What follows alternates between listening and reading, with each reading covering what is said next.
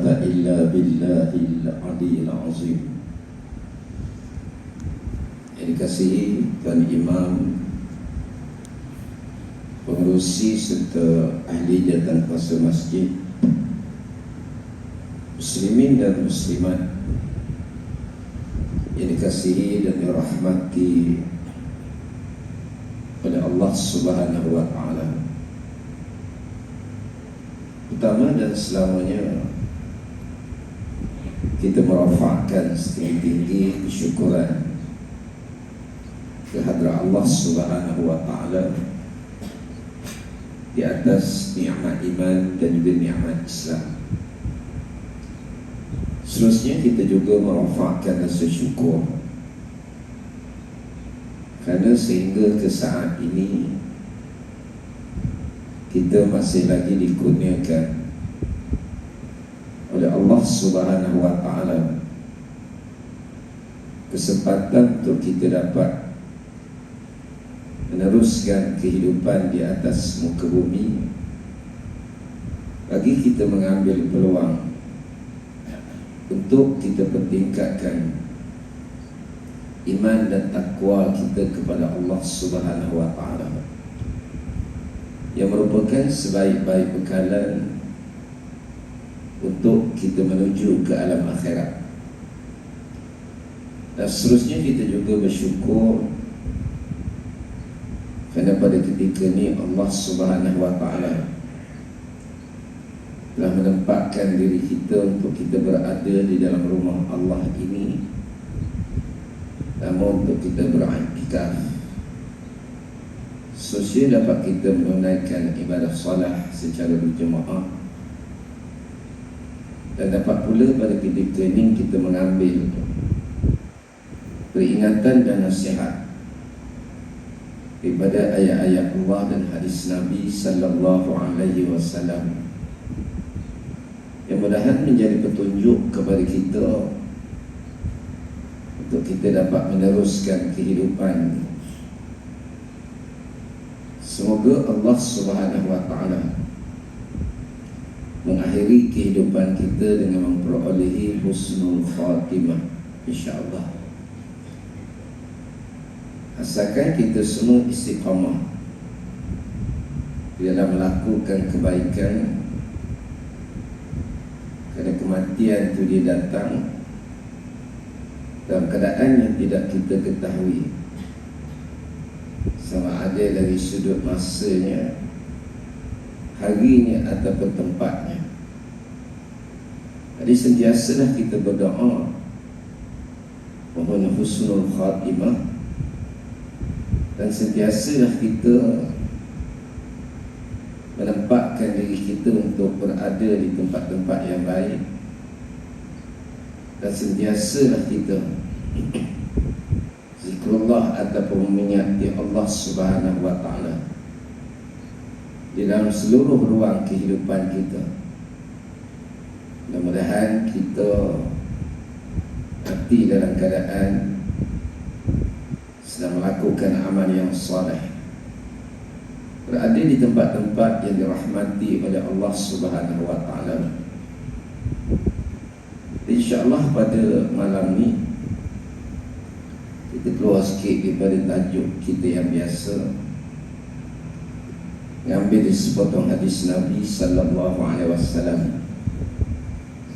Nabi sebut malakul ardi arba'atun. Kata Nabi, raja di atas dunia ni dia ada 4. Mu'minani wa kafirani. 2 daripadanya mukmin Islam, dan 2 daripadanya kafir.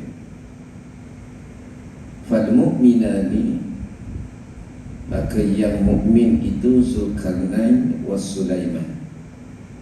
Itulah Zulkarnain, apa kita sebut Iskandar Zulkarnain, yang Allah Subhanahu wa ta'ala sebutkan sedikit kisahnya di dalam Al-Quran. Sulaiman dan Nabi Allah Sulaiman alaihi salam, yang banyak Allah Subhanahu wa ta'ala ceritakan, khususnya dalam surah An-Naml. surah Semut. Jadi banyak kisah tentang Nabi Allah Sulaiman Allah Ta'ala ceritakan di dalam Al-Quran. Wal kafirani, dan dua daripada yang kafir itu ialah Namruz, orang raja yang zalim, yang kufur syirik kepada Allah Subhanahu wa Ta'ala, yang berseteru dengan Khalilullah, dengan Rasulullah, iaitulah Nabi Allah Ibrahim alaihissalam. Dan juga Wabukhtu Nasar, ini dicerita dalam beberapa hadis. Tuan-tuan sekalian, insyaAllah pada malam ini kita nak lihat satu kisah Nabi Allah Sulaiman alaihissalam.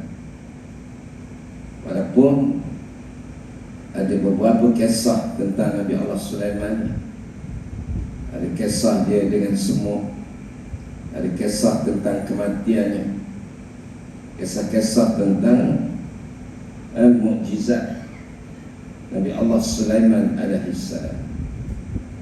Nabi Allah Sulaiman ni adalah orang Nabi yang Allah Subhanahu wa Ta'ala kurniakan kepadanya mukjizat dan juga hikmah. Banyak mukjizat Nabi Allah Sulaiman alaihissalam. Sebab itulah disuruh malakul ard, raja di bumi.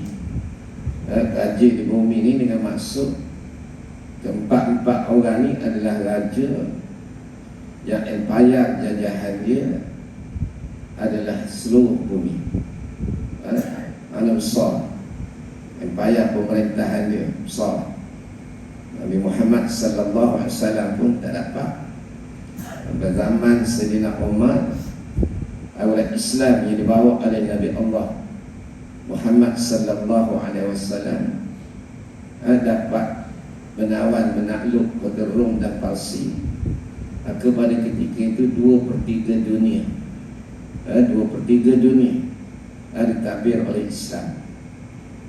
Tapi Nabi Allah Sulaiman alaihissalam ni, Allah Ta'ala bagi empayar, kekuasaan dia besar, iaitu hampir seluruh bumi. Sebab itu disebut sebagai raja di bumi. Dan Nabi Allah Sulaiman alaihissalam ni, dan tuan sekalian, mukjizat dia bukan sahaja dia ni menguasai manusia-manusia yang lain, memerintah makhluk daripada kalangan manusia, padahal juga daripada kalangan haiwan, jin, dan termasuklah syaitan sendiri pun mengikut telunjuk Nabi Allah Sulaiman alaihissalam, takut, patuh dengan arahan Nabi Allah Sulaiman alaihissalam. Jadi menurut Ibn Abbas, menceritakan bagaimana satu ketika, tuan-tuan sekalian, satu ketika yang menjadi kebiasaan bagi Nabi Allah Sulaiman alaihissalam untuk dia menghimpunkan pegawai-pegawai dia, tentera-tentera dia, jadi kebiasaan. Jadi pada satu hari tu, pagi tu, seekor burung yang disebut dalam Al-Quran Hudhud, mana burung Hudhud, tidak hadir di dalam perhimpunan tersebut. Menurut Ibn Abbas, burung Hudhud ni tugas dia ialah mencari punca air. Itu tugas dia. Jadi tuan-tuan sekalian, pada pagi itu dia tidak ada di dalam perhimpunan. Menyebabkan Nabi Allah Sulaiman alaihissalam ni dirasa nak marah sangat. Hingga Allah Ta'ala menyebut dalam Al-Quran, Nabi Allah Sulaiman berkata, la u'azzibannahu azaban syadidan. Kalaulah dia datang, dia kata aku benar-benar akan azab dia dengan azab yang betul-betul azab syadidan, syadid, azab yang keras. Kalau burung ni mari, kata boleh nyakit kali ni. Boleh nyakit, aku nak seksa ni. Aula azbahannahu. Ataupun kata dia, aku akan sembelih dia. Ada marah burung, sembelih. Sembelih. Aula ya'tiyanni bisultanin mubin. Kecuali lah kalau dia ni datang kepada aku, dia bawa satu alasan yang nyata, hak jelas, barulah dia selamat. Jadi kata Ibn Abbas, burung huk-huk ni ketika mana di dalam perjalanan dia nak pergi ke perhimpunan, lalu dia terjumpa dengan sekawan burung yang datang daripada negeri Sabak. Negeri Sabak ni di Yaman, teruskan. Negeri Sabak di Yaman, negeri yang jauh lah, Yaman. Sedangkan pusat pemerintahan Nabi Allah Sulaiman alaihissalam ni di Palestin. Sebab itu di Masjidil Aqsa ni, tuan-tuan sekalian, di antara binaan yang dibina, yang dibuat, renovate lah tersebut, dia dibina oleh Nabi Allah Yaqub alaihissalam. Dan kemudian pada zaman Nabi Allah Sulaiman ni dia perindahkan lagi Masjidil Aqsa, besarkan lagi, yang dinamakan dengan Haikal Sulaiman.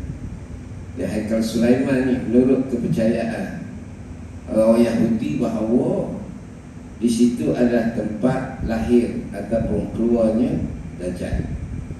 Baik, tuan-tuan sekalian, jadi jauh daripada Sabah ke Palestin ni jauh. Palestin ni Syam, dia benua Arab. Sedangkan Yaman ni tentang benua Afrika. Jauh Yaman ni. Tapi kita lihat mana burung huk-huk ni hebat. Burung yang boleh terbang jauh dan cepat.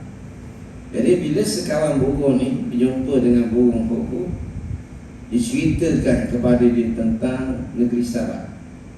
Menjadikan burung huk-huk ni dia rasa nak pergi. Dia pergi. Bila dia dengar cerita, dia pun pergi melihat sendiri kerajaan negeri Sabak. Jadi negeri Sabak ni diperintah oleh seorang raja perempuan, iaitu Ratu Balqis. Ada hadis, tetapi hadis ni gharib dan dhaif. Tidaklah sampai ke tahap hadis maudhu' palsu, dah, tetapi gharib lah, tak ramai yang meriwayatkan, dan dhaif, lemah. Mengatakan bahawa Puteri Balqis ni keturunan jin. Ayah dia daripada kalangan jin dan mak dia daripada kalangan manusia. Itu adalah hadis yang maudhu', hadis yang dhaif, gharib, lemah hadis ni. Tapi tak boleh tolak lah, sebab dia bukan maudhu', dia bukan palsu. Ada diceritakan bahawa negeri Sabak ini sebuah negeri yang Allah Ta'ala limpahkan dengan nikmat. Negeri yang subur, kaya, diperintah oleh seorang raja, ratu perempuan, iaitu Puteri Balqis As-Sa'lani. Ratu Balqis As-Sa'lani, yang mana Ratu Balqis dan juga rakyat dia beragama Majusi, penyembah matahari. Jadi burung huk-huk ni dia pergi tengok sendiri, tuan-tuan sekalian, keadaan negeri Sabak. Sehinggalah dia balik kepada Nabi Allah Sulaiman alaihissalam dalam keadaan lambat. Tapi dia berkata kepada Nabi Sulaiman, Allah Subhanahu wa ta'ala berfirman, wa ma kata ghayra ba'idin faqala ahadtu bima lam yuhit bihi wa jituka min saba'in binaba'in yakin. Binaba'in yakin, dia kata tak lama selepas daripada itu datanglah burung huk-huk. Lalu dia berkata, faqala, berkata burung hukuk ni, dia kata, aku telah mengetahui sesuatu yang kamu belum ketahui, dan aku bawa kepada kamu wajib tukar min naba'in saba'in binaba'in yakin, iaitu satu berita, negeri Sabak, satu berita yang yang diyakini. Jadi burung ni pun dia ceritalah kepada Nabi Allah Sulaiman tentang negeri Sabak, yang dia pergi tengok sebuah negeri yang diperintah oleh Ratu Balqis, beragama Majusi, penyembah matahari. Sehinggalah Nabi Allah Sulaiman alaihissalam dia perintahkan supaya pergi burung ni, dia pergi hantar surat kepada Ratu Balqis, yang mana tulisan daripada surat tu, innahu min Sulaiman wa innahu bismillahirrahmanirrahim alla ta'alu alayya wa atuni muslimin. Dia kata sesungguhnya surat ni daripada Sulaiman, dan sesungguhnya isinya dengan nama Allah yang Maha Pemurah lagi Maha Penyayang, bahawa janganlah kamu sekalian sombong terhadapku dan datanglah kepada aku untuk menyembah diri. Jadi Nabi Allah Sulaiman hantar surat kepada Ratu Balqis, beritahu surat ni daripada Sulaiman, dengan nama Allah yang Maha Pemurah lagi Maha Penyayang. Kalimah Bismillahirrahmanirrahim ni adalah satu-satunya kalimah disebut oleh para ulama, satu-satunya kalimah Bismillahirrahmanirrahim. Manakala yang kita tengok di setiap permulaan surah tu ada Bismillahirrahmanirrahim, itu adalah susunan pada Al-Quran, mengambil sunnah, mengambil hadis Nabi sallallahu alaihi wasallam, iaitu membaca Bismillahirrahmanirrahim sebagai permulaan kepada perbuatan-perbuatan yang baik, kerja-kerja yang baik, yang antaranya baca Quran. Itu disusunlah kalimah Bismillah dalam Al-Quran. Maka kalimah Bismillahirrahmanirrahim, satu-satunya kalimah yang lengkap Bismillahirrahmanirrahim, ialah yang ada di dalam surah Nabi Allah Sulaiman alaihissalam kepada Ratu Balqis. Jadi kalimah Bismillah ni ia kalimah dakwah, atau kalimah disebut oleh Ibn Abbas bahawa puteri Balqis ni orang syirik, orang pandai, orang syirik. Maka dengan kalimah itu dia dapat memahami bahawa Nabi Allah Sulaiman alaihissalam ni bukanlah orang yang biasa, bukan raja-raja yang biasa sebagaimana yang dia kenali dan dipahami oleh Ratu Balqis. Tahu kalimah Bismillahirrahmanirrahim ni ialah kalimah yang memuji nama Allah, nama Tuhan bagi Sulaiman. Satu kalimah yang menunjukkan bahawa Nabi Allah Sulaiman itu beriman kepadanya dan meyakini bahawa apa sahaja yang dikurniakan di atas muka bumi ini adalah merupakan kurniaan Allah Subhanahu wa taala. Jadi selepas daripada Ratu Balqis ni dia baca surat ni, lalu dia dan menteri-menteri dia bermesyuarat, bincang nak buat lagu mana. Lalu menteri-menteri ni dia cadang supaya serang dia, kompor bala tentera ni baik diserang, perang kerajaan Nabi Allah Sulaiman ni. Tetapi Ratu Balqis ni, tuan-tuan sekalian, dia orang cerdik, dia melihat kehebatan Nabi Allah Sulaiman alaihissalam melalui surat ni dia dapat merasakan bahawa Nabi Allah Sulaiman ni adalah sebuah kerajaan yang kuat, sebuah kerajaan yang besar.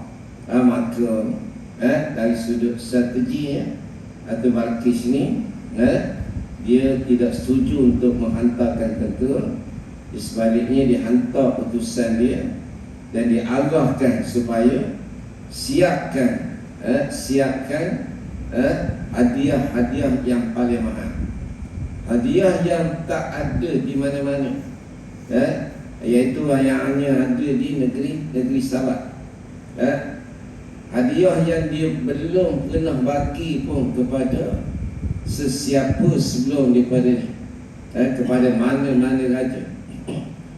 Apa strategi dia? Tujuan dia nak melihat kalaulah Nabi Allah Sulaiman alaihissalam ni adalah orang yang pamakkan harta, maka dia pasti akan ambil hadiahnya.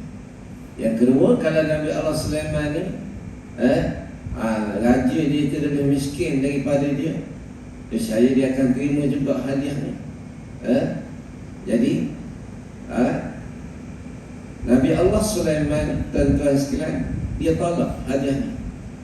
Dia tak terima hadiah ni dan disuruh burung Hudhud hantar supaya ada suruh utusan ni balik beritahu dia tak terima hadiah ni.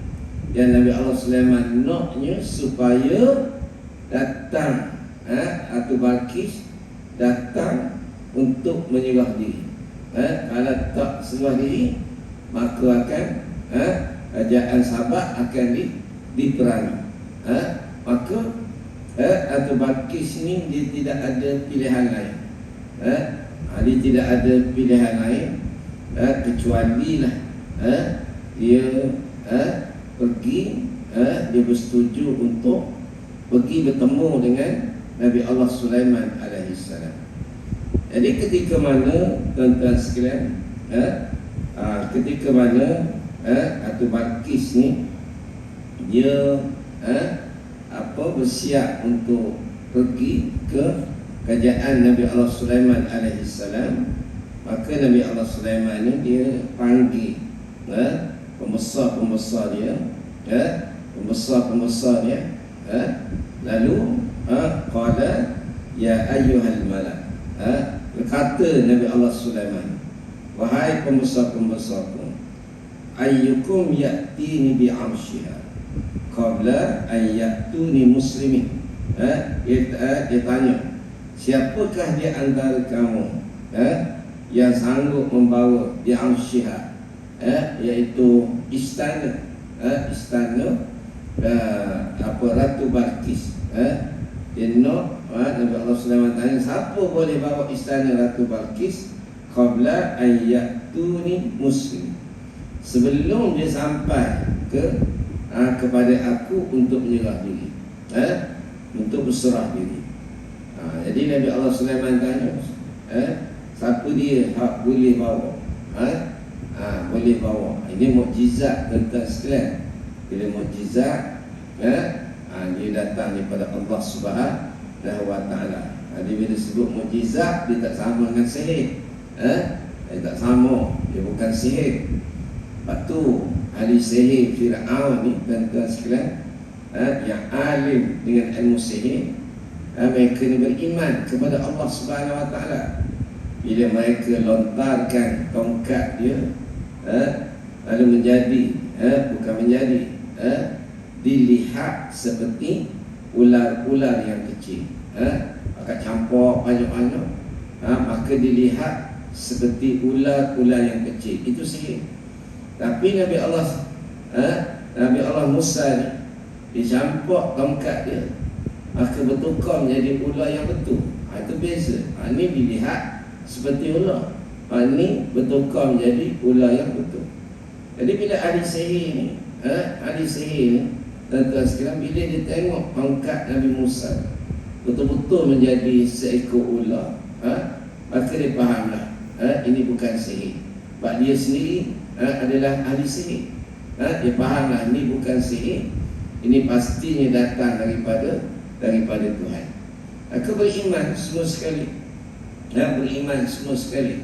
Ahli-ahli sihir, Fir'aun, tuan-tuan sekalian. Jadi begitulah mukjizat Nabi Allah Sulaiman alaihi salam. Kalaulah mukjizat ni disama dengan apa yang ahli sihir boleh buat, maka dia bukan datang daripada Tuhan, bukan datang daripada Allah. Kalau mukjizat ni sama dengan ahli-ahli silap mata, maka dia bukan datang daripada Allah, dan tentu dia datang daripada makhluk. Kerana ilmu sihir ni ilmu yang boleh dipelajari. Tuan-tuan sekalian, mukjizat ni tuan-tuan sekalian, berlaku mukjizat, kumpullah segala kepandaian, kecerdikan manusia, dia tak akan boleh buat sesuatu yang bersifat mukjizat. Maka daripada ramai pembesar-pembesar dia ni, tuan-tuan sekalian, maka bangunlah pembesar-pembesarnya daripada kalangan jin. Ada yang mengatakan aku boleh bawa bermula daripada matahari terbit sampai matahari terbenam. Sebelum matahari terbenam, maka aku akan bawa singgasana dari sini, istana dia. Kemudian bangun pula hak lain. Dia kata di antara mu duduk dan sehinggalah kamu bangun, sebelum sempat kamu tegak berdiri bangun, maka singgasana itu akan sampai. Dan ada pula satu lagi, ini lebih hebat, iaitu jin. Jin ni jin Islam. Ini berdasarkan kepada firman Allah, qala alladhi 'indahu 'ilmun minal kitab. Lalu berkata seorang jin ni yang mempunyai ilmu pengetahuan daripada kitab Allah. Seorang yang mempunyai ilmu pengetahuan daripada kitab Allah, jin Islam. Lalu dia berkata, ana atika bihi qabla an yattada ilaika tawfuk. Dia kata aku boleh bawa kepada kamu dalam tempoh apa? Sekelip mata lah. Dan tuan sekalian, ni paling cepat sekelip mata. Dia kata ulama, maksud sekelip mata tu 3 keadaan. Pertama, dia kata sekelip mata sehingga mata penat, kan? Mata penat. Kita ni bila penat mata kelip lah. Macam kita kecil-kecil dulu, lawan buka biji mata lah, lawan tenung kecil, kalau tu maknanya mata penat. Dia kata tu tempoh ni. Yang kedua pula dia kata iaitu sekelip tu maksud dia kerana pandangan jauh. Sebab kita ni bila kita pandang makin jauh, maka mata kita makin kecil, kelip. Kedua. Yang ketiga, sekelip mata gitulah. Itu yang sekelip mata yang semua kita fahami begitu. Jadi tuan-tuan sekalian, maka sampailah istana tu dalam tempoh sekelip mata. Falamma ra'ahu mustaqiran indahu. Lalu lalu ketika mana Nabi Sulaiman ni dia melihat singgasana itu indahu, ada di sisi dia. Sekejap je lah sebab sekelip mata. Istana atau Balqis ni berada di sisi Nabi Allah Sulaiman alaihi salam. Sisi itu bukanlah maksud sebelah, mana sampai kepada dia. Qala, ada berkata Nabi Allah Sulaiman alaihi salam, hadza min fadli rabbi. Kata Nabi Allah Sulaiman, ini adalah limpah kurnia daripada Tuhanku. Liyabluwani aashkuru am akfur. Untuk mengujiku, adakah aku bersyukur ataupun aku kufur. Fa innama yashkuru li nafsihi wa man kafara fa inna rabbi ghaniyyun karim. Dan kata dia, Tuhanku apa untuk menguji ku, adakah aku bersyukur ataupun aku menjadi kufur. Dan sebenarnya siapa yang bersyukur, maka faedah syukur itu di nafsi, dia balik kepada diri dia sendiri. Dan siapa yang kufur, tak ada hak, kerana sungguhnya Allah itu maha kaya lagi maha pemurah. Jadi tuan-tuan sekalian, di situ pengajaran hak kita nak ambil, betapa besarnya nikmat Allah Ta'ala bagi kepada Nabi Allah Sulaiman alaihissalam. Kisah-kisah Nabi ni, kisah-kisah Quran ni, ahsana qasas, dia adalah kisah-kisah yang baik. Kisah-kisah yang baik ni adalah tujuan dia untuk kita ambil ibrah, untuk kita jadikan amalan dalam diri kita. Bagaimana Allah kurniakan begitu besar nikmat kepada Nabi Allah Sulaiman alaihissalam, berupa mukjizat yang begitu hebat. Tapi kata Nabi Allah Sulaiman, haza min fadli rabbi, semua ni adalah limpah kurniaan daripada Tuhanku. Lepas tu tuan-tuan sekalian, kalaulah nikmat ni kita rasa dia datang daripada Tuhan, barulah akan lahirnya rasa syukur pada Allah Subhanahu Wa Taala. Baru lahirnya rasa syukur pada Allah. Maka dengan syukur itulah dia akan mempertingkatkan iman dan amal soleh manusia, amal soleh. Tapi tuan-tuan sekalian, kadang-kadang mulut jelas sebut, mulut jelas sebut syukur tu, tetapi dia tak merasakan bahawa apa yang ada pada dia itu adalah kurniaan daripada Allah Subhanahu Wa Taala. Sihat, kurniaan Allah. Ada rezeki, kurniaan Allah. Dapat ada kereta, kurniaan Allah. Ada rumah tangga, ada isteri, ada anak-anak, semua ni adalah hazamin fadli rabbi. Dia adalah kurniaan daripada Tuhanku. Lihat luar ni, tujuan dia apa? Untuk menguji aku, adakah aku bersyukur dengan nikmat ataupun menjadi kufur. Enggak ada, jangan kata nak dapat mukjizat bagaimana Nabi Allah Sulaiman alaihissalam dapat kereta buruk pun kufur lah pada Allah Subhanahu Wa Taala. Dapat duit 300 je, dapat bering sikit je, tuan-tuan sekalian. Lawan Quran, congek ekor dulu lawan Quran. Agak puak-puak ni Islam. Ada sen tak boleh. Main tuan-tuan sekalian. Tak ada dapat banyak, dapat sikit. Awak dapat sikit, masjid lagi. Awak ada kereta buruk, surah lagi. Sedangkan apa yang ada pada kita ni ialah limpah kurnia daripada Allah. Maka sebab itu kalau orang merasakan mata dia boleh melihat ni adalah limpah kurnia daripada Allah, maka dia akan bersyukurlah dengan panca indera penglihatan dia tu. Maka dengan sebab syukur tu, maka dia akan gunakan mata tu untuk amal soleh, untuk kebaikan. Itu juga harta, itu juga semua benda lah. Yang masuk isyak ni, faham tak maksud dia tu? Itu pengajaran yang kita nak kena ambil, nak kena ambil. Jadi kita kena rasa apa sahaja yang ada pada kita ni adalah limpah kurniaan daripada Allah Subhanahu Wa Taala, tapi bukan datang daripada diri kita. Kena sedar situ.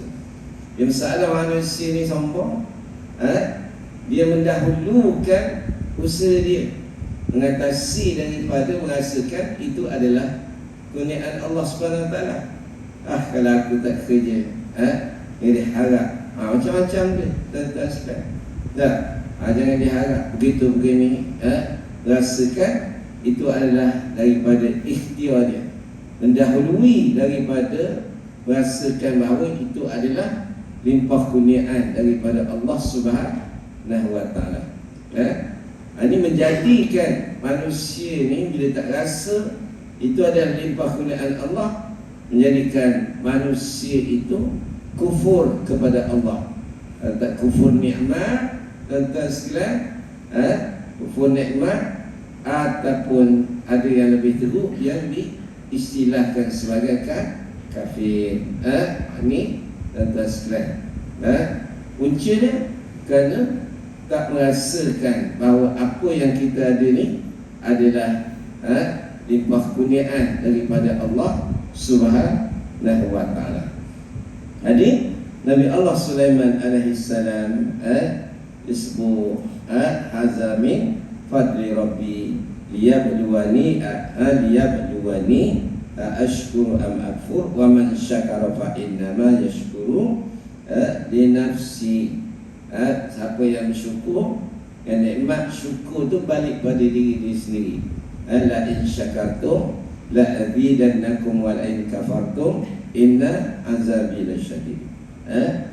Jadi nikmat daripada bersyukur. Kita ni tuan-tuan, bila kita bersyukur dengan nikmat Allah ni, lalu dengan syukur itulah mendorong atas rasa ucapan terima kasih, syukur sungguh kerana Allah Ta'ala bagi itu pada kita. Dia akan mendorong kita untuk menambahkan ketaatan.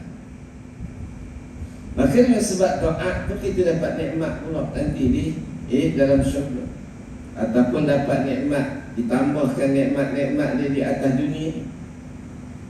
Ada orang yang bersyukur ni, nikmat daripada syukur tu balik pada dia. Allah Ta'ala tak dapat apa. Dia tak nak pun apa yang ada pada manusia ni, dia tak nak. Tuan sekalian, kalau orang keji Allah, tidak akan datang kehinaan walau sedikit pun. Kalau kita puji Allah Subhanahu wa taala, dia tidak memberikan kemuliaan pada Allah walau sedikit pun dengan puji-pujian daripada manusia. Semua tu balik kepada manusia juga. Kalau puji Allah Ta'ala tu dah sedia dah dengan sifat-sifat ketinggian, dengan sifat-sifat kemuliaan. Itu sifat dia dah, tuan-tuan sekalian. Jadi untung tu adalah kita sendiri. Kita pergi solat. Dan kalau kita tak solat pun, Allah Ta'ala takkan jadi hina dengan sebab kita malas solat. Tak jadi ini. Macam kita baikot barang, baikot, bila baikot, tuan-tuan sekalian, maka tak lama tutup kedai tu, tuan-tuan sekalian. Dia memberi kesan, beri bekat. Tapi kalau tuan-tuan baikot lama pergi masjid, rugi ke Allah Ta'ala? Dah rugi sikit apa? Dia akan balik pada kamu juga esok dengan azab oleh Allah Subhanahu Wa Ta'ala. Tak ada ni. Apa minit kisah? 3. Ambil sikit waktu pencitraan. Baik. Ringkaslah. Marah pula kan. Daripada bersyukur kan. Jadi marah pula kan. Baik, ringkas. Maka sebelum daripada Puteri Balqis sampai, maka Raja Sulaiman, Nabi Sulaiman dia arahkan supaya istana, pertama istana Ratu Balqis ni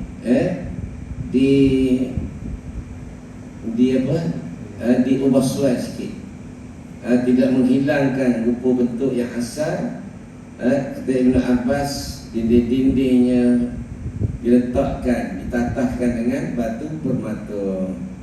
Jadi ada beza sikit dengan yang asal. Dan disuruh jin membina pula sebuah istana yang diperbuat daripada kaca. Baik.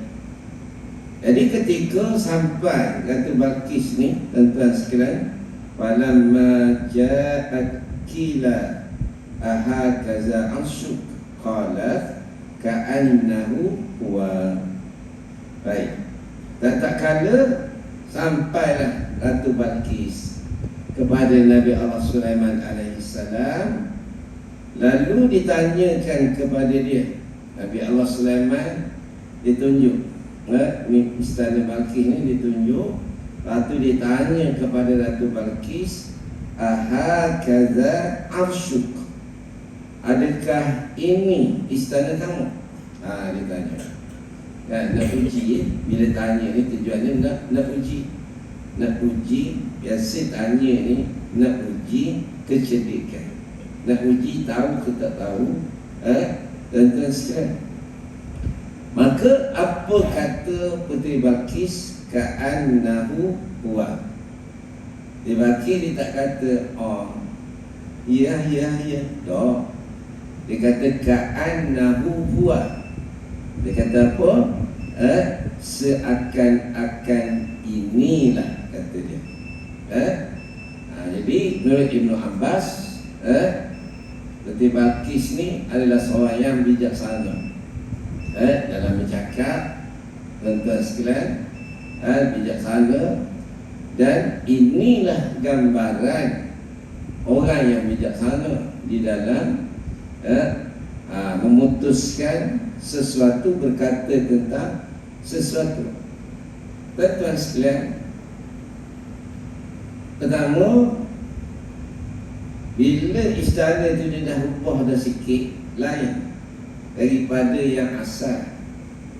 Dan memanglah tidak berubah di sudut rupa bentuk, dan Ratu Balqis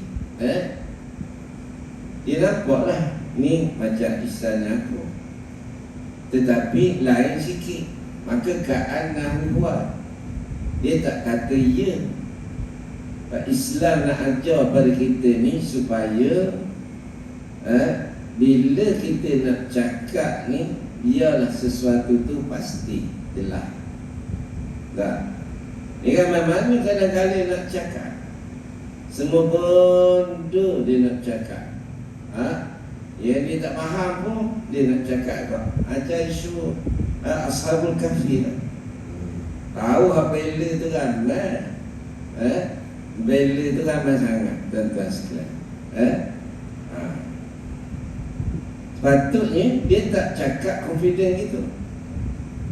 Sebab jelas dah dalam mana-mana kitab tafsir pun menyebut bahawa Ashabul Kahfi itu agama tauhid, yang beriman pada Allah Subhanahu wa taala.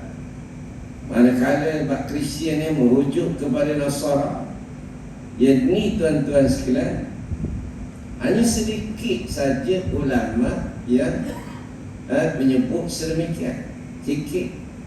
Ibn Katsir sendiri pun mengakhiri dengan wallahu a'lam. Dan tuan sekalian, tadi tak sepatutnya dia cakap begitu. Dengan confidentnya, confident, kata dia betul. Bila tentu tak semestinya, kan? Jadi itulah tuan-tuan sekalian, orang ni bila dia silap, bila dia cakap ikut suka dia, tak jelas pun, benda khilaf pun, benda apa semua, dia confident je, dia tak sebut khilaf, tuan-tuan sekalian, confident je cakap. Lepas tu bila ditegur, boleh dia kata ada adab, ada adab pula. Ini susah, tuan-tuan sekalian. Baik, makna jangan kita ni, tuan-tuan sekalian, benda hak kita tak jelas, kita nak cakap. Hak tak jelas tu beritahulah. Dah ka'annahu huwa, Balqis pun beritahulah hak tak jelas. Dah kadang-kadang confident, orang tanya bab fiqh jawab, tanya bab ni jawab, tanya bab tauhid jawab, tanya bab jawablah, kuala tak tahu pun. Dia orang Arab yang tuan-tuan sekalian, separuh perangainya jenis malu nak khabar tak tahu. Lepas tu tuan-tuan, sesat, Kena tak tengok orang kau nak tanya. Dia tanya Arab-Arab biasa ni, dia tak kabur, dia tak tahu, dia pun hina. Kau orang sesat kita, mampus lah. Memang dia akan kata dia tahu lah. Tuan-tuan sekalian. Jadi tuan-tuan janganlah bagai yang tak pasti, kata tak pasti. Yang tak tahu, kabur tak tahu. Ini akhlak. Ini sifat terpuji, sifat kebijaksanaan. Tak, semua. Masalah semua. Orang Melayu memang ramai juga begitu. Semua pantang tanya je, nak jawab mereka. Tuan-tuan sekalian, confident je. Padahal salah, tuan-tuan sekalian, tak betul. Atau bila tegur pula tak betul, terus kata orang tak ada akhlak lalu. Guna gaya, tuan-tuan sekalian. Baik. Jadi ringkaslah nak habis. Jadi Bukti Bakir kata ka'annahu huwa wa utina al-ilma min qabliha wa kunna muslimin. Memang sebab Abu Bakir ni dia dah dengar daripada berita-berita yang sebelum daripada ni, cerita tentang kehebatan Nabi Allah Sulaiman alaihi salam. Dia nak kata mustahil. Memanglah dari sudut manusia mustahil istana itu boleh pergi situ. Boleh pergi situ sebab dia kafir, dia majusi. Tak mungkin dapat mujizat seperti itu. Tak pernah sabar. Tetapi dia telah mendengar, dalam ayat ini dia telah mendengar tentang kehebatan Nabi Allah Sulaiman alaihi salam, tentang mujizat Nabi Allah Sulaiman. Maka sebab itu dia jawab ka'annahu huwa. Dia nak kata tak ya sekarang. Dah dengar dah cerita tentang kehebatan Nabi Allah Sulaiman alaihi salam. Nak kata iya sekarang, tak boleh. Jadi ka'annahu huwa, itu jawapan yang terbaik. Tuan-tuan sekalian, sebab dia kata kami dah dengar dah. Kami telah diberikan sedikit pengetahuan sebelum ni, dan kami pun termasuk daripada kalangan orang yang berserah diri. Dan kemudian penutupnya Nabi Allah Sulaiman suruh Abu Bakir ni masuk dalam istana yang diperbuat daripada kaca. Dia selok air, kerana menyangkakan itu adalah air. Dan Nabi Allah Sulaiman beritahu itu bukan air, tapi adalah lantai yang diperbuat daripada kaca yang jernih, yang kelihatannya seperti air. Lalu berkata Puteri Balqis, Rabbi inni zalamtu nafsi wa aslamtu ma'a Sulaiman lillahi rabbil alamin. Wahai Tuhanku, sesungguhnya aku telah berbuat zalim kepada diriku, dan aku berserah diri bersama Sulaiman kepada Allah, Tuhan semesta alam. Jadi Bakir ni tuan-tuan, dia rasa malu, rasa malu. Dan ada pendapat disebut oleh Ibn Abbas, adalah tujuannya untuk memperlihatkan kesempurnaan jasad Puteri Balqis itu sendiri. Jadi Abu Bakir ni tuan-tuan sekalian, dia sebut Rabbi inni zalamtu nafsi wa aslamtu ma'a Sulaiman lillahi rabbil alamin. Dia rasa dia menzalimi diri dia sendiri, kerana Nabi Allah Sulaiman ni mempunyai mukjizat yang hebat, yang dia sendiri tak ada kelebihan sebagaimana Sulaiman. Tetapi Nabi Allah Sulaiman alaihissalam ni tetap menyembah Allah. Dia semalu tetap menyembah Allah. Tak, macam kita lah kadang bangsa yang miskin, tuan-tuan sekalian, miskinnya tambuh pergi masjid solat, tak pakai Ferrari, Lamborghini, taat pula pada Allah Subhanahu Wa Taala. Kan? Kadang begitu. Taat pada Allah, ya, tambah taat pula. Jadi gitu tuan-tuan sekalian, Puteri Balqis begitu hebat. Dia kata Nabi Allah Sulaiman alaihi salam ni, tapi dia menyembah Allah Subhanahu wa taala. Menyembah Allah.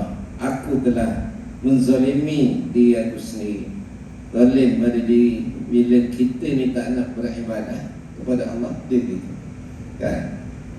Contohlah alladzina tawaffahumul malaikatu zalimi anfusihim.